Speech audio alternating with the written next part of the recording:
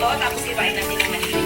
Iwain ko lang to siguro ng manipis na talaga. Pero pwede din naman yung chicken fingers. Kayo ang bahala. Ang mahalaga naman dyan yung sauce. Yan. Pagkahati sa gitna, hatiin ko lang ulit dito. Panimisin ko. Dahil sa inyo, Yan, para lumapad siya. sa aking nais marating.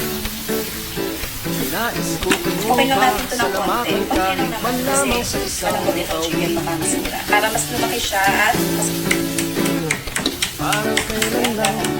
pwede din naman ligyan ng Ako ay kutsilyo. magpalimos sa lansangan. Timplahan ko lang din muna itong chicken ng salt, pepper, at konting sesame oil para may lasa Ang ng aking chicken. tiyan at ang bulsa'y nagkalaman. Kaya't itong awiting And ready aking na yung ating chicken. Saka naman natin ko siguro kayo sa harina. Depende naman ang laki ng chicken. tatanda at lilipas Tapos dito sa din breadcrumbs, ayan. Lalo mo siyang lalaki ngunit dyan. mayroong awiting Ayan, okay na to guys. Tingnan nyo naman. Napakalaki. iwanan sa Dalawang palad ko. Okay. Pwede na natin itong i-prito. Dahil minsan Meron din mga tayo'y nalagas. nagkasama. Ito na lahat guys ang maibalot ko sa breadcrumbs. Tingnan nyo, ang dami at ang lalaki. Dahil malaki yung chicken natin, kailangan natin ng medyo malaki-laking kawali. Eh, mainit na yung mantika, ito na natin. Diba, isa lang yung kasa sa sobrang laki. Tingnan nyo lang guys, kasi malinis lang ito. Pangarap ko'y Ito na ka-brown guys, okay na to, kainin na natin. dahil sa inyo, Iwain ko na guys sa ibang napunta natin. ako sa aking nais marating. Nais ko kayo pa salamatan kahit man Iwain ko lamang lang guys, para magkasya to sa baon ikaw. niya. Tingnan niya. Isa pa.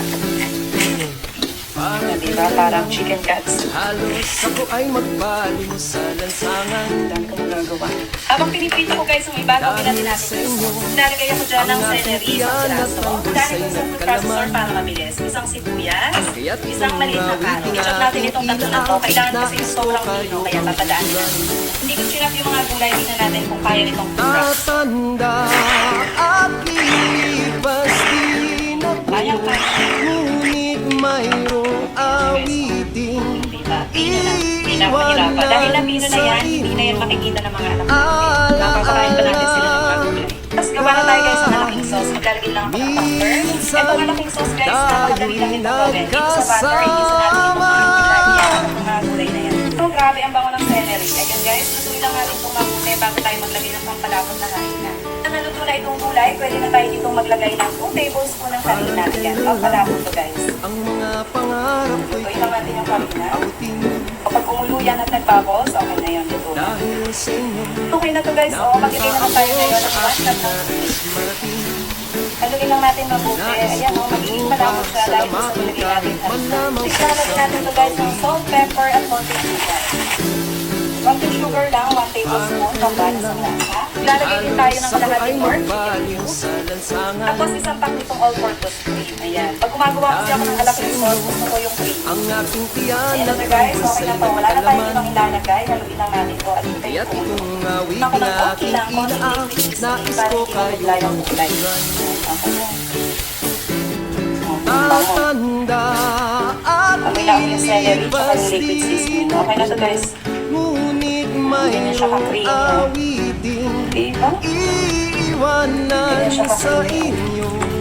Alaala Try din natin, dahil syempre. minsan tayo'y Sausaw natin dito sa ginawa ng alaking sauce. nagkasama.